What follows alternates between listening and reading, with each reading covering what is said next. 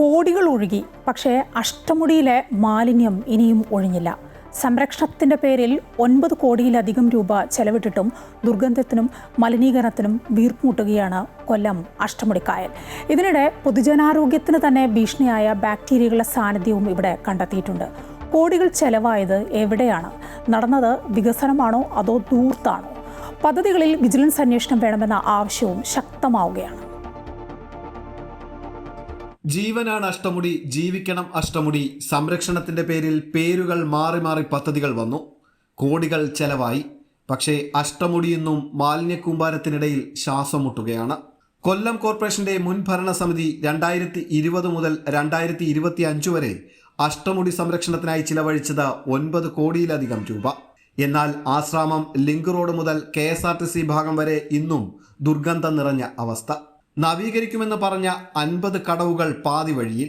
പദ്ധതിയുടെ ഭാഗമായ musical fountain ഉപേക്ഷിക്കപ്പെട്ടു. കായലിന്റെ ആഴം കൂട്ടാൻ കരയിലേക്ക് കോരിയിട്ട ചെളി വീണ്ടും കായലിലേക്ക് തന്നെ ഒഴുകിയിറങ്ങുന്നു. കോടികൾ ചെലവഴിച്ചിട്ടും ഫലം എവിടെ? മൂക്കുപൊത്താതെ കായൽ തീരത്ത് നിൽക്കാൻ പോലും കഴിയാത്ത അവസ്ഥയെന്നാണ് നാട്ടുകാരുടെ പരാതി. വിനോദസഞ്ചാരികളെ ലക്ഷ്യമിട്ട് കായലോരത്ത് പ്രവർത്തിച്ച സ്ഥാപനങ്ങൾ പോലും ദുർഗന്ധത്തിൽ പ്രതിസന്ധിയിലായി. മാലിന്യം നീക്കിയെന്ന അവകാശവാദങ്ങൾക്കിടയിലും അഷ്ടമുടിയുടെ യഥാർത്ഥ ചിത്രം ഇപ്പോഴും അതിദയനീയം.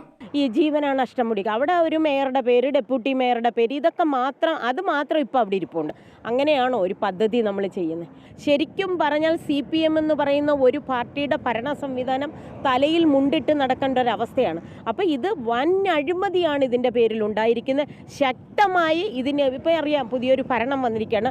ഭരണപരിഷ്കാരങ്ങളൊന്നും നടന്നിട്ടില്ല, എല്ലാം ഇങ്ങനെ ഇരിക്കുകയാണ്. ഒന്നും ചെയ്യാൻ പറ്റാത്തൊരവസ്ഥയാണ്. നമുക്ക് മഴക്കാലപൂർവ്വ ശുചീകരണം പോലും നടത്താൻ പറ്റാത്തൊരവസ്ഥയിലാണ് കൊല്ലം കോർപ്പറേഷൻ. ഇതിനിടെയാണ് ആശങ്ക ഇരട്ടിയാക്കുന്ന ശാസ്ത്രീയ കണ്ടെത്തൽ പുറത്തു വരുന്നത്. കൊല്ലം ഫാത്തിമ മാതാ കോളേജിലെ ഗവേഷണ വിഭാഗം നടത്തിയ പഠനത്തിൽ പൊതുജനാരോഗ്യത്തിന് ഗുരുതര ഭീഷണിയായ ആന്റിബയോട്ടിക് പ്രതിരോധ ശേഷിയുള്ള ബാക്ടീരിയകളുടെ സാന്നിധ്യം ഇവിടുത്തെ ജലത്തിൽ കണ്ടെത്തി. ഇതോടെ ചോദ്യങ്ങൾ കടുക്കുന്നു. 9 കോടി രൂപ എങ്ങനെ ചെലവഴിച്ചു? പദ്ധതികൾ എവിടെയെത്തി? ഉത്തരവാദികൾ ആരൊക്കെ? തീരദേശ വികസന കോർപ്പറേഷനും മൈനർ ഇറിഗേഷൻ വകുപ്പും ഉൾപ്പെടെയുള്ള പ്രവർത്തനങ്ങളിൽ സമഗ്രമായ വിജിലൻസ് അന്വേഷണം വേണമെന്ന ആവശ്യമാണ് ഇപ്പോൾ ശക്തമാകുന്നത്.